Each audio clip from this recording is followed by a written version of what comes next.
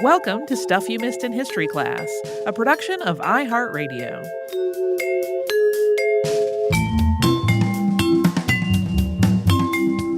Hello and welcome to another Casual Friday Behind the Scenes mini. I'm Holly Fry. I'm Tracy V. Wilson. Tracy, today, I feel like a lot of our episodes lately have been inspired by our current situation. This is definitely one of them, where we talked about Annie Londonderry and her wild trip that was not what she said it was. Nope. Around the world. I imagine that we will probably continue to have episodes, maybe not all of them, but episodes that are in some way inspired by the fact that we are living through a pandemic currently. Yeah, I mean, if nothing else, I think we're being very deliberate in our choices about, we could use some lightness, or this may shed light on how we deal with the ideas of contagion or whatever. Right. Yeah, in Annie's case, here's the thing I love about her that we didn't really talk about in the episode, because it's kind of just psychological commentary that there's not real evidence for it. It's just conjecture. But I love that when people would point out inconsistencies in her story, she never was like, oh my gosh, I'm mortified. She would just adjust her story to make it all work. She was doing the fastest footwork ever, where it would be like, you couldn't have gone all this way on your bicycle. And she'd be like, oh, no, I was on a ship, but then I got off the ship and went and did things on my bicycle. And they would be like, you couldn't have possibly made it back to port in time. And she'd be like, oh, well, I did. It was just very lucky on my part. She was just always rolling with the next moment of doubt. She did not believe in there being bad press. She was definitely any press is good press. And she was, as we talked about in the show, in it with some very savvy money-making schemes of making herself essentially a rolling billboard. Mm-hmm. I kind of maybe a pathological liar, but I really admire her hustle. Yeah, I when I was first reading through this outline, I was really focused on her clothing and how really uncomfortable and impractical that seems for a long bike trip, or any bike trip, a bike trip to the end of the driveway, really very uncomfortable, impractical. But then when we get to the part about her getting the lighter bicycle, and it became clear to me that the original bicycle had weighed something like 40 pounds, I was just like, but that's so much weight of bicycle. Yeah.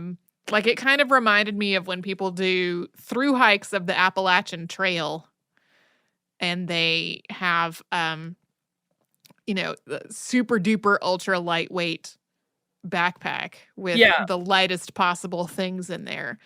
And still, there have been incidents. I'm sure people still do this. It would be better if not, because you want to leave things better than you found them in nature. But people just being like, you know what I don't need is this cup anymore. And I'm just going to leave it here. I'm going to drop it. It also made me think about, I have had a number of friends who do triathlons, and how several of them have that story of the first time I tried a sprint triathlon, which is a much shorter version. They didn't want to invest in a triathlon bike because they're really expensive, until they had tried one to see if it was something they actually wanted to do and felt like they could rise to the challenge of. And so they often just are using whatever their bike is, and how that becomes just the most painful part of that whole thing. It is not the swimming or the running. It's biking on a bike that is not really appropriate for that. And I feel like that was that Columbia bike. I think I had read it weighed 44 pounds. Oof. We have 2 exercise bikes in our home.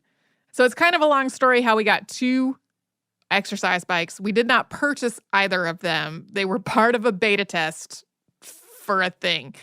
And the seat on the one that I use is so uncomfortable until you get used to it, that I was really thinking about how awful it would be to just be on this heavy bike in your heavy, chafy clothing that stinks and is so heavy and awful when it's wet. And then also probably that bike seat does not feel good under your body.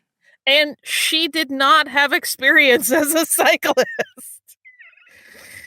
So, I mean, there is part of me that's a little bit judgy, because you brought this on yourself, girl. But Yeah, it's interesting. We mentioned in the show that between Boston and Chicago, she had lost 20 pounds. Mhm. But later on, she describes to people that she actually gained 40 pounds over the course of her trip because she was doing so much physical exertion that she built up her muscles. Although building 40 pounds of muscle, because she only weighed like 100 pounds at one point, or Mhm. like 105. She was petite. So building 40 pounds of muscle is impossible, I think. Yeah.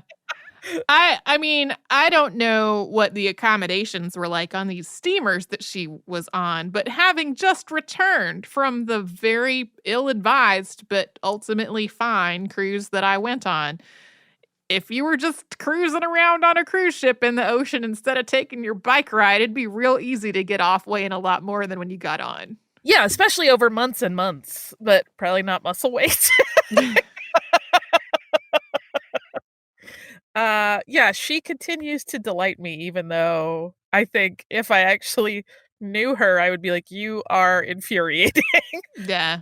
But also apparently so charming that a lot of people didn't care. Even while all of those articles about her being a fraud were circulating widely in the US, she was still packing lecture halls, like sellout crowds every time. People were obsessed with her. So, one of the other things we didn't mention in the show, I mentioned that she didn't talk about her husband or children, and she was often portrayed as this like single young woman traveling the world, but to kind of like weasel out of what predictably happened, which was many men showing up and proposing to her at random times, she would also claim that like that was another stipulation of her bet, was that she could not become engaged over the course of the trip. Mm. It's kind of awesome. She's a lie for every occasion. Oh, Annie. So our second episode this week was on the eradication of Rinderpest. Hooray for eradicating disease. Hooray for eradicating disease for sure. Hooray for the opportunity to take an extended look at an error we made many years ago on the show.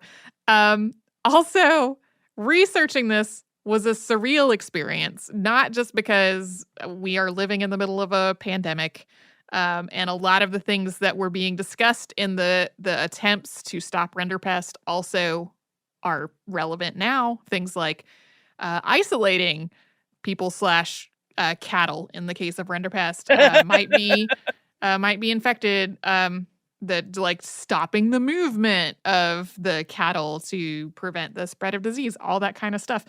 But also, I read the weirdest paper. This paper was called British Physicians, Medical Science, and the Cattle Plague, 1865 to 66. It was written by someone named J.R. Fisher, and it talked about that whole effort in Britain to try to stop a Rinderpest outbreak by vaccinating the cows for smallpox. So that's weird on its own. I mean, there was a logic to it. There was a logic to it. In earlier times, people had also noted some similarities between Rinderpest and smallpox. They did not make that up out of thin air, but they were on 100% the wrong track. But where it got really weird was it read like it was out of a Terry Pratchett novel. There was a clerk involved with all of it whose last name was Helps. And then this medical officer who was described discussing the situation with the Cattle Plague Commission was literally named Tripe. And the whole thing was just so strange and surreal. And it had this quote in it that said, quote, "The episode was not one of the more glorious in English medical history in the 19th century." And the whole time I was reading that paper, I was like, am I dreaming right now?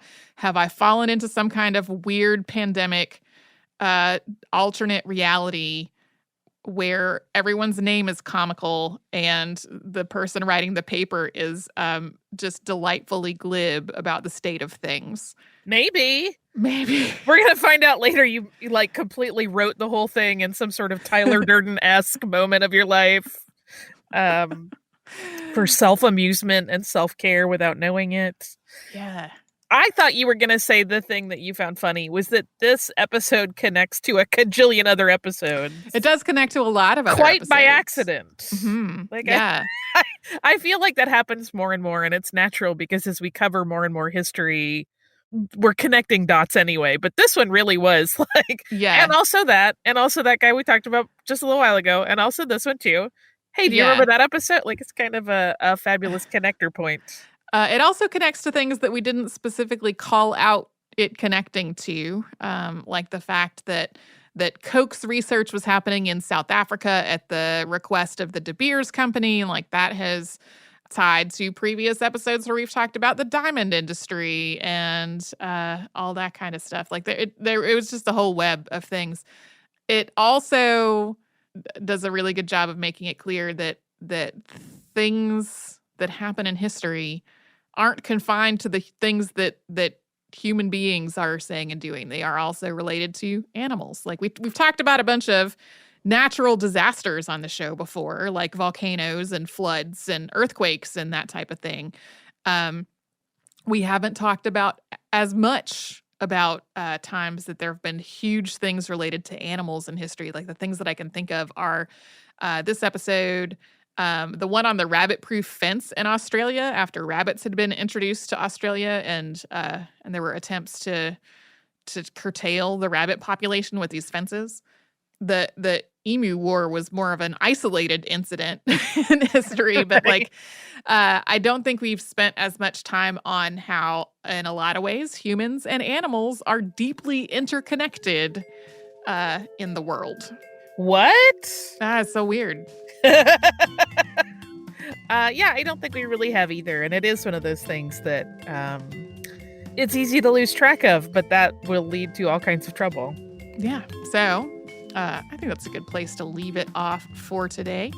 If you want to send us an email about this or any other episode, anything we've talked about on the show recently, we are at historypodcast@iheartradio.com.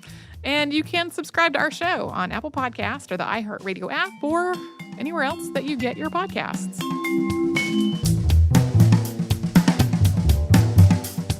Stuff You Missed in History Class is a production of iHeartRadio. For more podcasts from iHeartRadio, visit the iHeartRadio app, Apple Podcasts, or wherever you listen to your favorite shows.